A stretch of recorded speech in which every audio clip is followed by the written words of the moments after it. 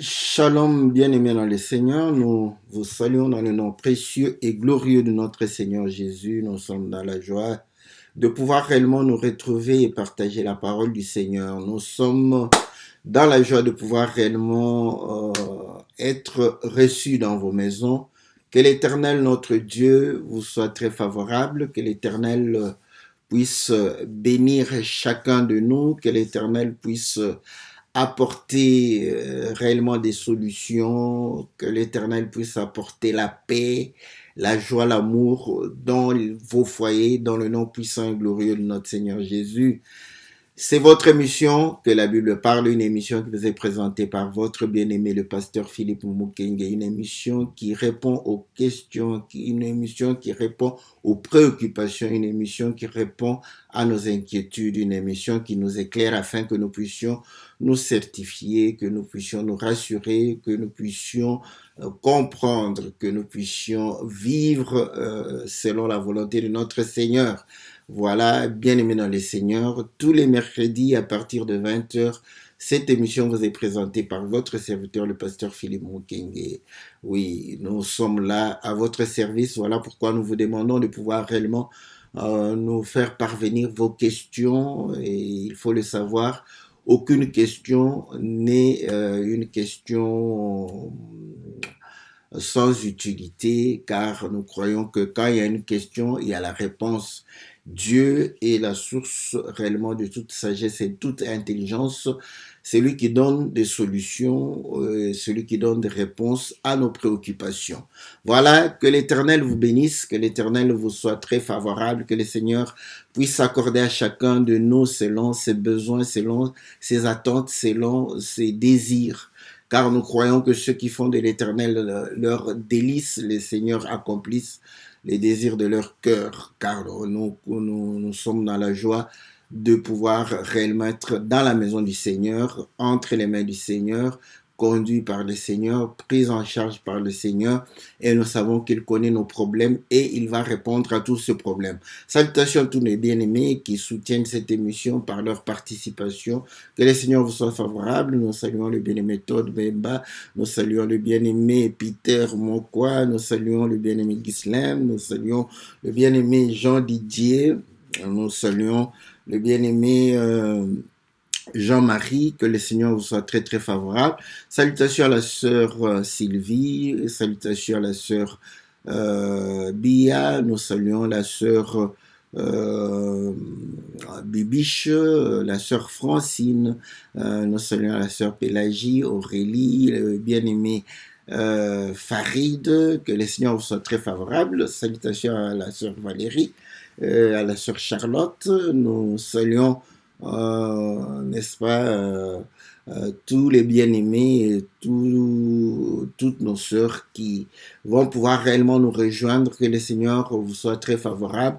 Et salutations à tous ceux qui vont nous suivre sur YouTube. Et nous demandons à tous ceux qui viennent pour la première fois nous visiter sur YouTube et qui aiment réellement la parole du Seigneur, qu'ils puissent s'abonner et faire abonner d'autres personnes. Ça sera pour la gloire du Seigneur, pour permettre l'évangile de pouvoir atteindre le maximum de gens. Je salue le bien-aimé Rocky, n'est-ce pas? Que le Seigneur vous soit très très favorable, que le Seigneur vous bénisse, que le Seigneur puisse vous accorder toutes les bonnes choses. Voilà, bien-aimés dans le Seigneur, nous avons intitulé l'émission Pourquoi avons-nous des doutes, n'est-ce pas? Parce que nous savons que parfois on a des doutes, voilà. Donc pourquoi on a des doutes?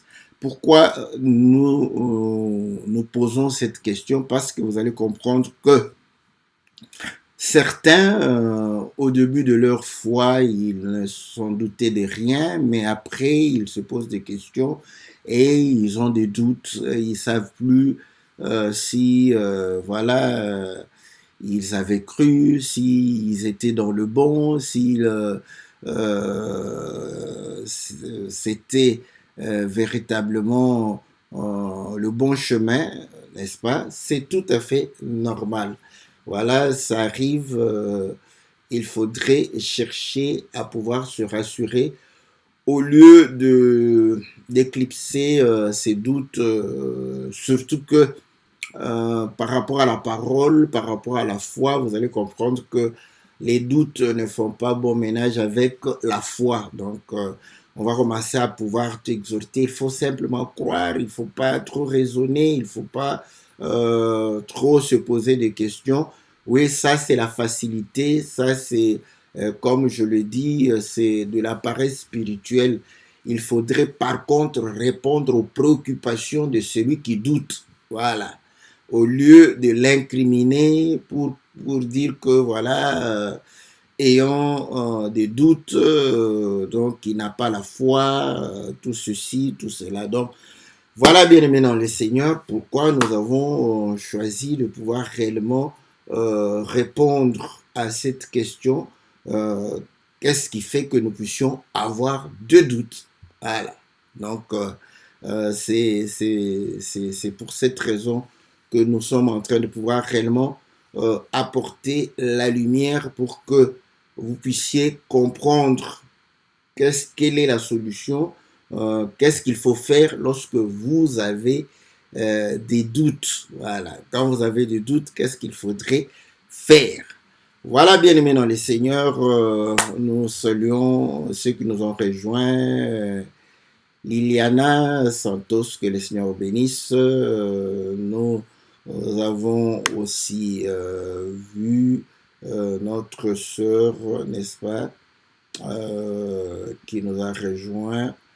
Et nous croyons que le Seigneur nous sera très très favorable aujourd'hui, n'est-ce pas, pour pouvoir réellement apporter la bonne nouvelle. Salutations à Wesley, nous saluons la sœur José, nous saluons le bien-aimé Jackson et la sœur Wani. Que le Seigneur vous soit très très favorable. Voilà. Que Dieu vous bénisse, que Dieu vous apporte toute la paix et qu'il apporte réellement la solution aux problèmes de tout un chacun de nous, parce que nous croyons que c'est dans l'assistance du Seigneur que nous avons véritablement les réponses de notre Seigneur. Voilà, donc, bien aimé dans le Seigneur, nous allons pouvoir répondre à cette question, et c'est une question qui a une réponse assez facile, n'est-ce pas? Vous allez comprendre que on a des doutes lorsqu'on ne voit pas clair. Lorsqu'on ne voit pas clair, c'est alors qu'on a des doutes. Même dans une relation amoureuse, vous allez comprendre que quand un partenaire ne voit plus clair, il y a des doutes qui s'installent. Voilà. Donc, quand on ne voit plus clair, il y a le doute. Donc, comprenez que quand vous avez cru, n'est-ce pas, peut-être que vous ne vous êtes pas posé des questions, peut-être que vous ne vous êtes pas aperçu pour quelles raisons vous avez embrassé ces choses, et peut-être que vous êtes allé simplement parce qu'il y a eu ce mouvement-là de l'entourage, et vous aussi vous êtes allé, mais il y a un certain moment où vous allez pouvoir peut-être vous poser des questions, et comme vous vous posez des questions et que vous n'avez pas de réponse, donc c'est-à-dire que vous ne voyez pas clair à vos questions, c'est alors que le doute s'installe. C'est normal, c'est clair. Celui qui ne voit pas clair ne doit avoir de doute. Si tu n'as pas de doute, c'est que tu te mets en danger.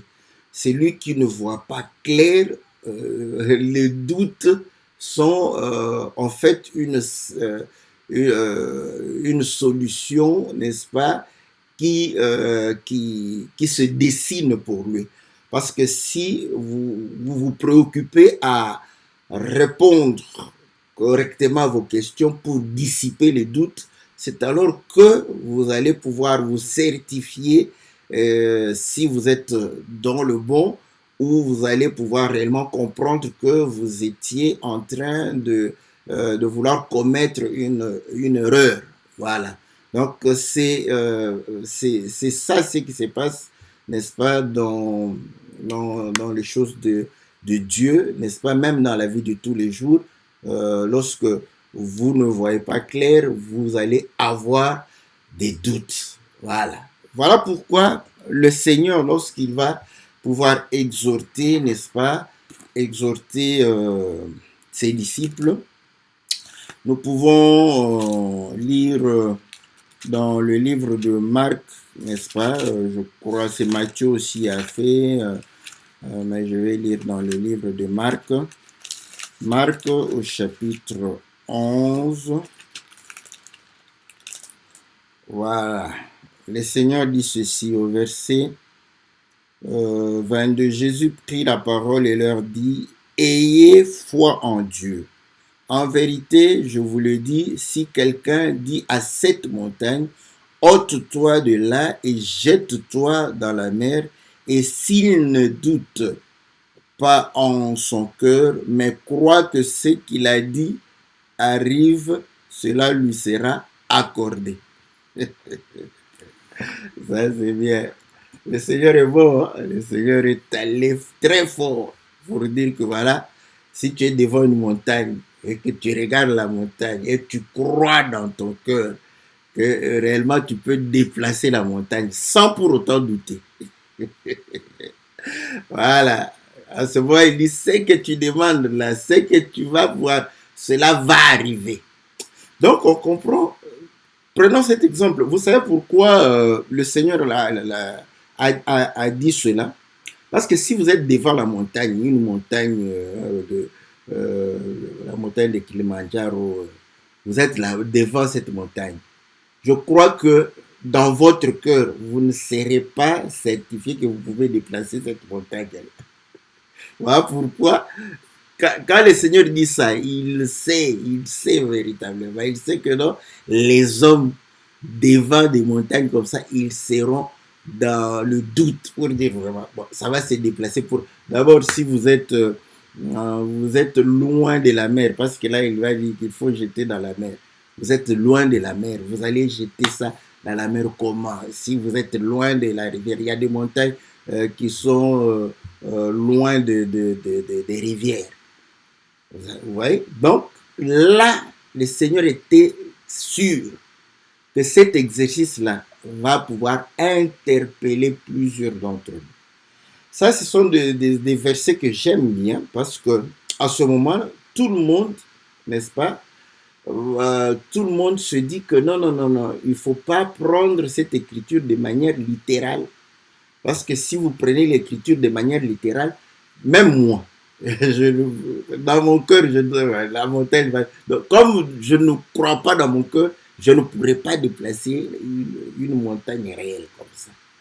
Donc là, on se dit que non, il faudrait commencer à chercher qu'est-ce que cela voudrait dire. Ça, c'est ce qu'on aime bien dans les choses de Dieu. Vous voyez, quand littéralement on est incapable de pouvoir accomplir une chose, tout le monde, toute confession confondue, vous pouvez commencer par les catholiques jusqu'à la dernière église qui soit née. Par rapport à cette écriture, tout le monde va se convenir que non, il faudrait chercher l'explication, le symbolisme de la montagne, de la mer et tout ça. Bon, comme on le dit aussi toujours, voilà, ça sont des signes. On va chercher le symbolisme, il faut le chercher d'abord dans la parole, parce que la parole, n'est-ce pas, va nous donner. Et vous allez comprendre que en Apocalypse, la Bible démontre que la femme, je crois c'est Apocalypse 17 si je ne me trompe pas, la femme est assise, n'est-ce pas, sur les eaux, et ces eaux c'était les peuples des nations. Voilà. Donc on comprend qu'effectivement, donc là, on peut se dire, ok. Et la montagne, on peut prendre la montagne comme étant le royaume, n'est-ce pas? Et là, la statue de Nabucodonosor nous dit, hein, la pierre est devenue un royaume, n'est-ce pas, qui va pouvoir. La montagne, c'est, on peut prendre que le royaume. Donc, il y aura des royaumes qui seront renversés. Voilà. Et la montagne aussi peut être pris comme étant, n'est-ce pas, ce qui est élevé, donc les hommes qui sont élevés, le roi qui est élevé, n'est-ce pas? Donc là, quand on parle Pour Zorobabel, on dit que grande montagne qui es-tu devant Zorobabel. Donc on comprend. Et là, on comprend effectivement, n'est-ce pas, c'est pas en vain que lorsque le Seigneur va chasser les, les, les, les démons, ils vont entrer chez les porcs qui vont se jeter dans la mer. Vous voyez? Donc, les dignités, les principautés, tout ça, le Seigneur va les déverser dans la mer. Donc, voilà, donc on peut parler de manière prophétique, tout ça. Mais bref, vous voyez, là on est d'accord, on se rassure. Donc ici, le Seigneur démontre que voilà, si quelqu'un a la foi et il ne doute point, il est capable de faire de bonnes choses. Et s'il ne doute point dans son cœur, c'est que l'on dit, parce que je dis de manière simple, quand on ne voit pas clair, on doute. Donc si tu ne vois pas la chose dans ton cœur, tu vas douter. Mais regardez maintenant après les miracles que les disciples ont accomplis. Hein, vous vous rappelez le monsieur impotent qui était à la porte du temple, n'est-ce pas, et que Pierre et Jean, quand ils sont venus, ils étaient sûrs. Vous voyez, ils étaient sûrs. C'est-à-dire que dans leur cœur, ils avaient vu cet homme marcher. Et vous allez voir, même Paul aussi va pouvoir guérir un homme qui était aussi, je crois, paralytique ou qui n'avait pas boiteux et qui ne marchait pas. Il va pouvoir le regarder dans les yeux. Voilà. Après, il va lui dire, lève-toi. Vous voyez? Donc, vous allez comprendre que ces miracles-là qu'ils accomplissaient, ils étaient, c'est-à-dire dans leur cœur, ils voyaient déjà. Vous voyez? Donc, ils le voyaient, voilà, ils ne doutaient pas. Quand Eutychus est tombé, Paul est venu, il a regardé, il a dit que son âme est... Il a vu, mais les autres n'ont pas vu. Eutychus était mort. Vous voyez? Mais lui, il voit, n'est-ce pas, avec les yeux qui ne sont pas les yeux naturels, il voit clairement que son âme est en lui. Il s'est dit que non, ce n'est pas un problème. Comme j'ai vu son âme, on va le réveiller à la fin. Et on l'a amené, il a continué à pouvoir exhorter les frères et les sœurs. À la fin, il va pouvoir réellement le ressusciter. Donc vous allez comprendre que quand on voit déjà avec le cœur, on ne doute pas. Voilà. Donc, vous allez comprendre qu'il faut voir. Comme je l'ai dit, j'avais pris dans le couple, quand le partenaire commence à douter, il dit que je ne vois pas clair. Mais il ne voit pas clair, il voit, il n'est pas aveugle. C'est qu'il ne comprend pas. Voilà. Donc, vous voyez, quand quelqu'un ne comprend pas, il ne voit pas clair. Voilà. Donc, il faudrait qu'il comprenne pour voir clair. Et là, on comprend pourquoi. La première des choses que Dieu, n'est-ce pas, fait, parce que lorsque nous venons à Dieu, n'est-ce pas, et que nous voulons nous donner à Dieu, nous devons croire en Dieu. Voilà. Mais c'est là où je dis que parfois les gens acceptent, n'est-ce pas, mais sans comprendre. Voilà. Ainsi, quand vous avez accepté de donner votre vie sans pour autant comprendre, sans pour autant voir clair, je parle de voir clair, parce qu'il y a encore un monsieur que le Seigneur va pouvoir réellement, c'était un aveugle, je crois que cette histoire on le connaît, je ne veux pas vraiment apporter, n'est-ce pas, la référence des Écritures, mais c'était un aveugle que le Seigneur a pris et il va pouvoir réellement le toucher et il va dire est-ce que tu vois? Il dit que oui, je vois, mais je vois les hommes comme des arbres. Vous voyez, il voit, mais il ne voit pas clair. Et là, on comprend pourquoi on s'attache au Seigneur. C'est-à-dire que vous pouvez vous rapprocher du Seigneur, vous attacher parce qu'il y a un brin de lumière, parce qu'il y a... Tu commences à voir, mais c'est fou. Voilà. Donc, les gens qui viennent au Seigneur, parce qu'ils avaient vu, n'est-ce pas, des ombres, voilà. Mais il y a eu une lueur de lumière. Ils étaient dans les ténèbres, mais il y a eu une lueur de lumière. Ils s'approchent parce que La lumière attire, il s'approche du Seigneur, il s'attache au Seigneur, mais tout en voyant pas très clair. C'est normal qu'à un certain moment, il voudra bien voir. Et là, ce qui va l'aider, c'est-à-dire quand il s'approche, il s'attache, le peu qu'il va recevoir comme parole va l'aider à pouvoir réellement se rendre compte qu'il a besoin de voir clair ces ombres qu'il est en train de pouvoir voir. Est-ce que ce sont des hommes ou des arbres? Voilà. C'est comme ça qu'il dit que je vois des hommes parce que je les entends, mais je les vois comme des arbres. Donc il y a la confusion, il y aura le doute. Parce que quand il va voir un arbre, il voit un homme qui se tait, qui ne parle pas, il va douter où est l'arbre et où est l'homme. Voilà comment le doute. Donc, comprenez que quand vous ne saisissez pas, quand tout n'est pas clair, quand il n'y a pas de lumière, c'est normal qu'il y ait des doutes. Et ainsi, dans la vie de l'homme, la première des choses que Dieu fait, c'est de pouvoir apporter la lumière.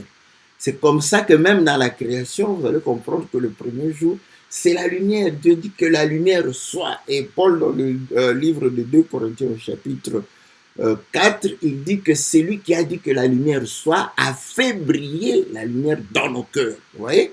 Donc, Dieu apporte la lumière dans nos cœurs pour que nous puissions voir. Quand nous voyons, et si nous voyons clairement, nous sommes certifiés. Celui qui a vu clairement, il est certifié. Il n'aura pas de doute. Écoutez, quand vous comprenez une chose, quand vous maîtrisez une chose, vous n'aurez pas de doute. Donc, on n'a pas de doute des choses qu'on a maîtrisées, des choses qu'on comprend de A à Z, on n'a pas de doute. Vous voyez, le doute est dissipé par la lumière. Le doute est dissipé par la précision. Voilà pourquoi on comprend que au commencement, Dieu dit que la lumière soit. Voilà. Et la lumière fut. Écoutez, pendant que la lumière fut, le Seigneur vit que la lumière était bonne. Dieu a voulu séparer la lumière d'avec les ténèbres. Cela voudrait dire quoi? Dieu voulait que la lumière soit claire. Parce que quand la lumière est mélangée avec les ténèbres, c'est là où c'est flou. Voilà. Et là, Israël est un élément important pour nous de comprendre que Dieu les a éclairés, mais ils étaient dans le flou. Parce que cette lumière n'était pas claire. Pour preuve, comme on le dit toujours, le jour où Dieu donna la loi, la montagne a été éclairée, mais entourée de ténèbres. Donc, vous voyez, la lumière avec les ténèbres.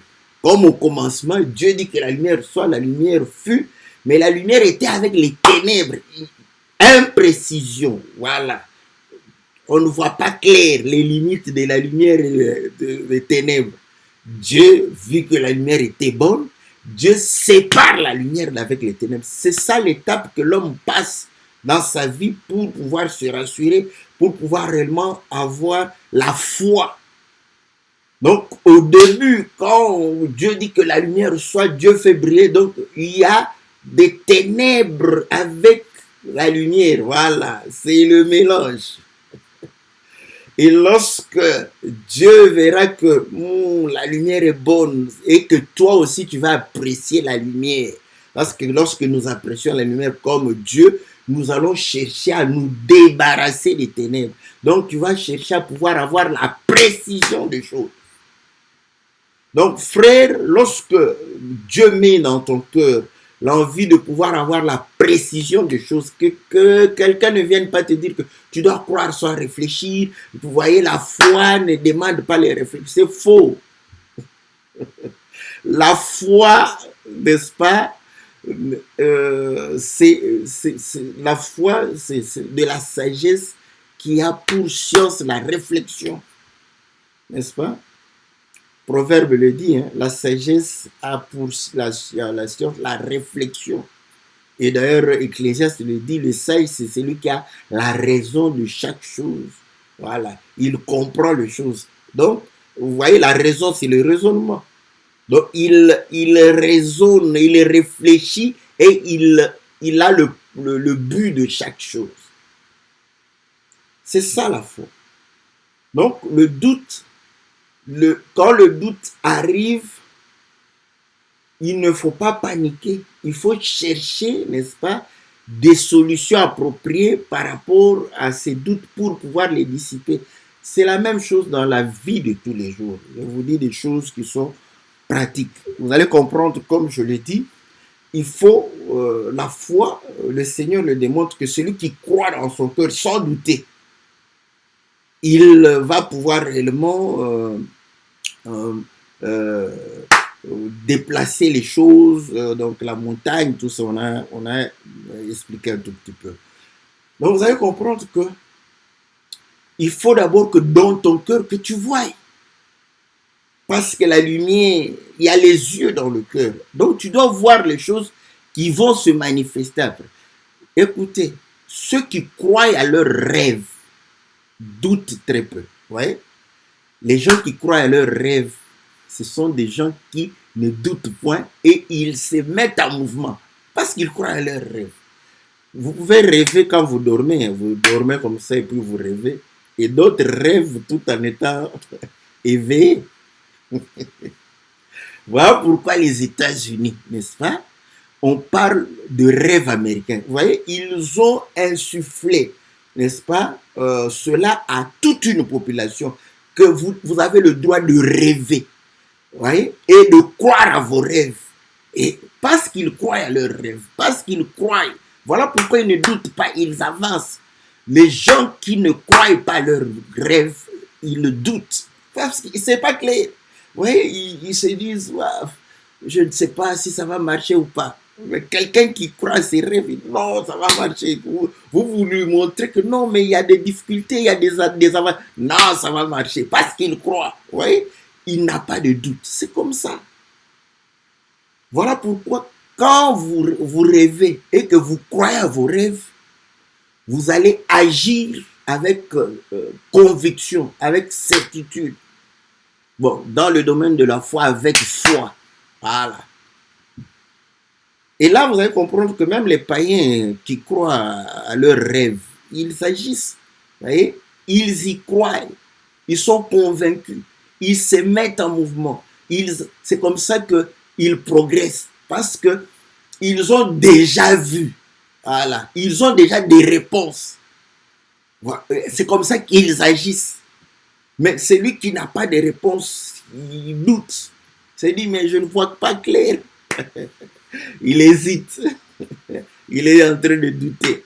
Mais celui qui voit clair, n'est-ce pas? Il agit, il force. Et au commencement était la parole était avec Dieu, la parole était Dieu, la parole était, n'est-ce pas, celle qui a créé toutes choses. La Bible dit qu'en elle était la vie et cette vie était la lumière des hommes. Vous voyez? Comment recevoir la lumière? C'est par la parole. Voilà pourquoi Jacques dit ceci. Jacques chapitre 1, au verset 10, il dit, celui qui doute, n'est-ce pas, est comme un homme qui est ballotté, n'est-ce pas, par le vent. Ah, on dit ceci, mais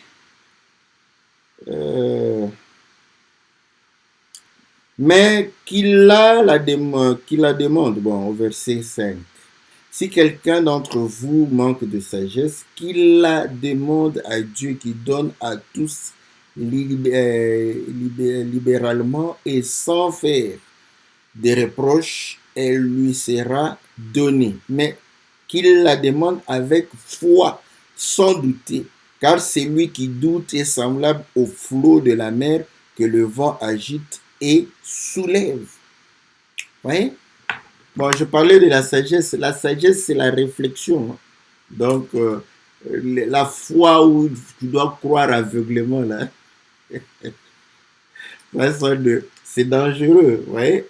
C'est dangereux. Parce que la foi ouvre les yeux.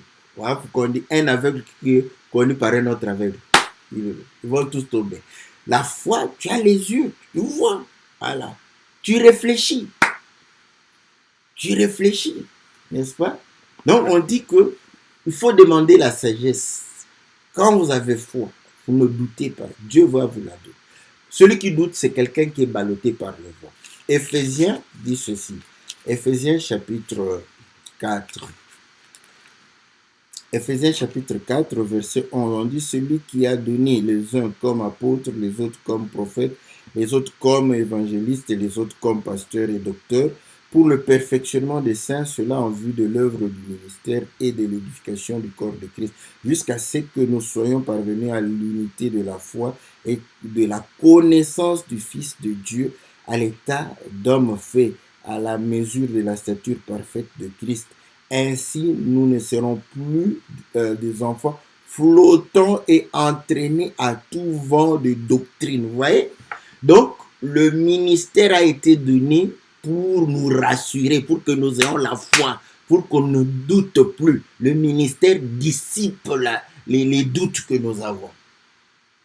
Donc, quand ton pasteur ne sait pas te répondre pour pouvoir te rassurer, mais il te dit de croire seulement, il ne t'aide pas parce que le ministère est donné pour que nous ne soyons plus ballottés. Or, celui qui a le doute est ballotté par le vent, agité par le vent. Et on dit que le ministère est donné pour pouvoir permettre à ce que nous soyons rassurés. Oui? Donc, le ministère, c'est la lumière, c'est le service. Voilà pourquoi quand Pierre, on a dit à Pierre, marche. Vous savez l'histoire, n'est-ce pas, dans le livre de Matthieu, chapitre 14. Lorsque le Seigneur était en train de marcher sur les eaux, Pierre dit, si c'est toi, vous voyez, si c'est toi, dis que je puisse venir. Et là, viens. Là, il a compris que bon, c'est le Seigneur. Comme il a dit, je vais marcher. Il a commencé à marcher. Quand les flots sont venus, il a douté, il a crié. Il a commencé à s'enfoncer. Et le Seigneur va le saisir par la main. Nous savons que la main, c'est le serviteur du corps, c'est le service. N'est-ce pas? C'est le ministère, vous voyez? C'est le ministère qui aide. Et puis il dit, homme de peu de foi, pourquoi tu as douté? Pourquoi il a douté? C'est normal. Quand le Seigneur lui avait dit de marcher, il a commencé à marcher. Mais vous allez comprendre, tout en marchant, il avait foi, n'est-ce pas? Il marchait. Mais il ne comprenait pas comment il marchait. Parce que s'il avait compris comment il marchait sur les eaux, et que le vent s'est levé, il allait aussi voir comment il allait pouvoir réellement survoler ou marcher sur les flots, n'est-ce pas, de la mer. Mais parce qu'il n'a pas vu, il s'est dit, mais comment je vais continuer à marcher par rapport à... Vous voyez? Flou. Parce que s'il avait vu comment marcher, il allait marcher sans tenir compte. Pour preuve, aujourd'hui, les surfeurs, vous voyez, ils aiment bien les vagues, le flot. Alléluia, j'aime ça, vous voyez? Parce qu'ils savent que quand il y a le flot, ils savent comment, n'est-ce pas, surfer, n'est-ce pas, sur le flot. Ils n'ont pas peur du flot. Parce qu'ils savent, quand ils savent, ils savent. Ils voient, parce qu'ils voient comment il va surfer sur le flot. D'ailleurs, ils aiment bien les plus grandes vagues. N'est-ce pas? Ils savent. Vous voyez, les surfeurs, ils savent. Ils n'ont pas peur. Mais quand toi, tu ne sais pas, tu ne vois pas clair, tu ne sais pas comment tu peux surfer, tu vas t'enfoncer. Vous voyez, c'est la connaissance. C'est ce manque de connaissance qui fait qu'il y ait des doutes en nous. Donc, pour dissiper les doutes, il faut chercher la connaissance, point barre. Il ne faut pas se convaincre à croire. Non, il faut chercher la connaissance qui va dissiper tes doutes. Qui va dissiper tes doutes. Et là, tu vas comprendre. Oh, voilà, je comprends maintenant. Je comprends. Tout est clair. Tout est parfait. Et là, tu vois que non. Voilà. Donc, vous allez comprendre que Pierre, n'est-ce pas, quand il a marché, franchement, il a montré comment certains d'entre nous marchent avec le Seigneur sans comprendre comment ils marchent avec le Seigneur. Quand il y a des obstacles, des soucis, parfois, quelqu'un comme ça, il croit et il assiste, n'est-ce pas, à un échange de partage de paroles, il trouve, oh, quand on commence à lui poser des questions ou apporter d'autres arguments ou d'autres renseignements, là, il a maintenant le doute parce qu'il ne voit plus clair. Il ne voit plus clair. Mais vous devez comprendre que les paresseux, c'est comme l'autruche, quand il voit le danger, il met sa tête dans le sol. Là. Il croit que quand il va pouvoir relever la tête, le danger va passer. C'est comme les ivrognes. Ils ont des problèmes, ils s'enivrent, mais quand il va se réveiller de l'ivresse, il va trouver le problème devant lui. Donc, vous voyez, il y a des ivrognes spirituels. Il a un problème, pour résoudre, au lieu de chercher à résoudre, il va s'enivrer par frère, il faut croire la foi, il faut avoir seulement la foi, il ne faut pas réfléchir, il faut être comme un enfant. Il y a beaucoup comme ça. On va te bourrer, n'est-ce pas? Voilà, pour que tu sois bourré de ce vin-là qui ne va pas résoudre tes problèmes. Donc, nous avons des doutes quand nous ne voyons pas clair. Lorsque nous voyons clair, les doutes se dissipent, n'est-ce pas? Maintenant, n'est-ce pas, Paul parle dans le livre de Romains, n'est-ce pas, par rapport à la conviction. Je vais toucher cette écriture parce que chacun va croire que s'il est convaincu, c'est qu'il est dans le bon. C'est pas ça. Nous sommes dans le Romains chapitre 14, verset 23, on dit ceci. Mais celui qui a des doutes au sujet de ce qu'il mange est condamné, parce que sa conduite ne résulte pas de la foi. Or, tout ce qui ne résulte pas de la foi est péché. Voilà. Et donc, ici, il va parler par rapport aux viandes sacrifiées aux idoles. Vous savez que tout ceci est lié aussi à l'enseignement, n'est-ce pas? Viandes sacrifiées aux idoles, et dans 1 Corinthiens chapitre 10, je crois, il démontre que lorsque vous mangez les viandes sacrifiées aux idoles, vous communiez avec les idoles, n'est-ce pas? Et les idoles, ce sont des faux dieux, n'est-ce pas?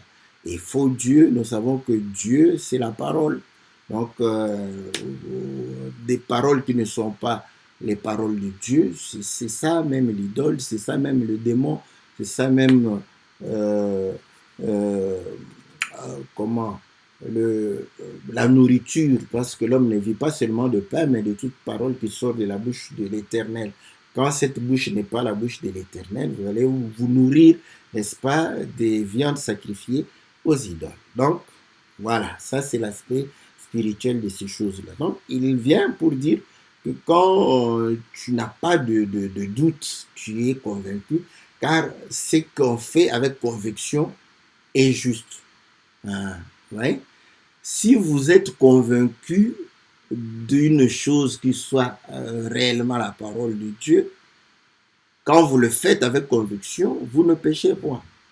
Mais quand vous êtes en train de douter de la parole, c'est là où c'est le péché. Mais si vous êtes convaincu d'une fausseté, vous êtes toujours dans le péché. Pour preuve, pour preuve. Vous savez que Paul était convaincu, n'est-ce pas, qu'il servait le bon Dieu. Mais il était dans l'erreur. Oui? Ce ne sont pas ses convictions qui font qu'il est dans le vrai. N'est-ce pas que les prophètes de Baal étaient convaincus que Baal était Dieu? Vous voyez, leur conviction était basée sur la fausseté. Voilà pourquoi cette conviction ne peut pas devenir quelque chose de sanctifié. Non.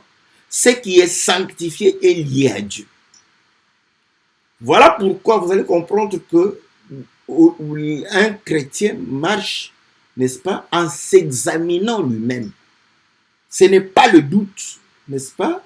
Je dis que le doute, il faut gérer le doute. Il ne faut pas... parce que quand on a le doute, certains, est-ce que j'avais vraiment cru? Est-ce que vraiment j'avais... Non, non. Il faut se dire, voilà, bon, est-ce que j'avais cru en ce qui était juste?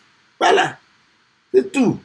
Commencez, quand vous posez la question, il faut avoir la lumière, l'enseignement, qui va te rassurer. Si ce que tu avais cru était juste, mais toi, tu n'avais pas encore compris, on va t'expliquer. Et à ce moment, tu vas comprendre que, ok, je n'avais pas bien saisi, mais il y avait une lueur de lumière qui m'a fait attacher à cela. Et quand on t'apporte plus de lumière, tu vas comprendre que non, voilà, c'était juste. Tu vas dissiper tes doutes. Non pas que quand tu commences à douter comme ça, oh, ben, j'étais certainement une païenne, j'étais un païen, tout ça. Voilà pourquoi vous allez comprendre que nous, n'est-ce pas, nous pouvons avoir des doutes. Moi, je peux avoir de doutes. Mais mes doutes, je vais aller chercher des réponses. Parce que si moi-même, je n'ai pas de réponses, c'est que je ne vois pas clair. Je vais aller chez quelqu'un qui voit clair sur ce point-là, sur ce domaine. Il va me rassurer. Et les doutes vont dissiper calmement. Et je vais continuer ma marche avec le Seigneur. Vous voyez? Donc, voilà pourquoi nous nous examinons, parce que vous voyez que conviction n'est pas nécessairement avoir la bonne foi. Parce que la foi vient de ce que l'on entend, selon Romains chapitre 10, et ce que l'on entend vient de la parole de Christ. Donc il faudrait que je vérifie si la foi que j'ai est conforme à la parole de Christ. Voilà. Donc, à ce moment-là, vous allez comprendre que nous devons nous examiner, n'est-ce pas, tel que Paul le dit dans 2 Corinthiens, chapitre voilà, 2 Corinthiens, chapitre 13, au verset, on dit, au verset 5. Examinez-vous vous-même pour voir si vous êtes dans la foi. Éprouvez-vous vous-même. Ne reconnaissez-vous pas que Jésus-Christ est en vous, à moins peut-être que l'épreuve ne soit pour vous un échec. Voilà. Donc, vous savez pourquoi nous sommes rassurés? Parce que nous nous éprouvons, nous nous examinons, nous laissons être éprouvés par les autres, tel que c'est dit dans 1 Jean chapitre 4, éprouver tout esprit. Ouais? Parce qu'on n'a pas peur. Ce sont les choses de Dieu. Si je suis dans l'erreur, on va m'apporter la lumière. Nous aimons la lumière. Après, nous savons que quand la lumière vient, nos doutes se dissipent, nos erreurs sont corrigées, les ténèbres sont, n'est-ce pas, effacées, n'est-ce pas, nos défauts sont corrigés. Donc, nous sommes perfectionnés au travers de la lumière. Voilà pourquoi nous aimons la lumière, nous aimons la parole de Dieu, nous aimons comprendre cette parole. Parce que si vous ne comprenez pas la parole, vous ne voyez pas clair. Quand la femme commence à te dire que je ne vois pas clair, elle n'est pas aveugle, elle voit, mais elle ne comprend pas ni ton comportement, ni tes gestes, ni tes paroles. Voilà. Donc, elle ne comprend pas. Elle a besoin d'explications. Pour voir clair, il faut avoir des explications. Que le Seigneur vous soit favorable. Que le Seigneur vous bénisse. Voilà, bien-aimés dans le Seigneur, c'est tout à fait normal, quand on ne voit pas clair, d'avoir des doutes. D'ailleurs, si vous ne voyez pas clair et que vous n'avez pas de doute, vous devrez vous questionner si vous êtes dans le vrai, n'est-ce pas? Celui qui ne voit pas clair doit avoir des doutes, n'est-ce pas? Donc, même dans les affaires, si tu veux t'engager quelque part, quand tu ne vois pas clair, ne t'engage pas. C'est simple. Tu ne vois pas clair, ne t'engage pas. Parce que tu ne sais pas si tu vas réussir ou ne pas réussir. Ouais. Après, quand tu vas t'engager, ça échoue ou non. Mais non, non. Quand tu ne vois pas clair, ne t'engage pas. Au moins, tu gardes ton argent. Tu vas t'engager dans des choses où tu vois clair. Maintenant, si tu es quelqu'un qui rêve et qui croit à tes rêves, n'est-ce pas? À ce moment-là, voilà, engage-toi parce que tu vas te donner corps et âme pour pouvoir réaliser tes rêves. Et comme tu pries Dieu et que tu remets tes projets entre les mains du Seigneur, le Seigneur va te soutenir et ça va pouvoir aller. Que le Seigneur vous soit favorable, que le Seigneur vous bénisse, n'est-ce pas? On se retrouve mercredi pour une autre émission que la Bible parle. Comme je l'ai dit, posez vos questions, ça nous permettrait de pouvoir réellement avoir de la lumière et dissiper les doutes. N'est-ce pas? C'est par des réponses à vos questions que le doute est dissipé. Que Dieu vous bénisse, que Dieu vous soit très favorable au nom puissant et glorieux de notre Seigneur Jésus. Amen.